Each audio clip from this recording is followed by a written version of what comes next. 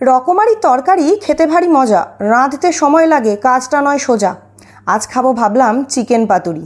কিভাবে বানাবো এটা খুব তাড়াতাড়ি? চলুন দেখাবো সবাইকে তা আজ। রেসিপিটা দেখে ফেলুন ফেলে সব কাজ। প্রথমে কুচিয়ে পেঁয়াজ বেরেস্তা নেব ভেজে, তুলে রেখে দেব, পরে লাগবে তা কাজে। চিকেনটা মিক্সিতে পেস্ট করে নেব, পেঁয়াজ রসুন আদা কুচি তাতে মেশাবো।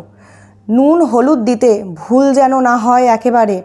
ধনেপাতা কাঁচা লঙ্কা কুচি দিয়ে নেবেন তারপরে। খাঁটি সর্ষের তেল কিছুটা ছড়িয়ে মেশাবেন হাতখানি ঘুরিয়ে ঘুরিয়ে।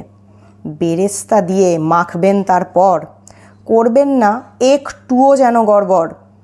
মেখে রেখে দিতে হবে ঘন্টা দুয়েক। কলা পাতাগুলো নিয়ে নেবেন তারপরে খান কয়েক।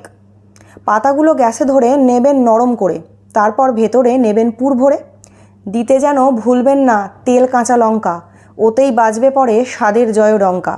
সুতো দিয়ে পাতাগুলি বেঁধে নিতে হয়, না হলে মশলা যত কড়াইতে গড়ায়।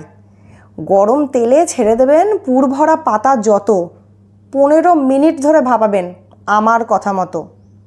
তারপর আর কি, পুর ভরা চিকেন পাতুরি গরম ভাতে পরিবেশন করুন তাড়াতাড়ি। খেয়ে জানাবেন কেমন লাগলো এই রেসিপি। সাবস্ক্রাইব, কমেন্ট, শেয়ার করতে খবরদার ভুলবেন না যেন।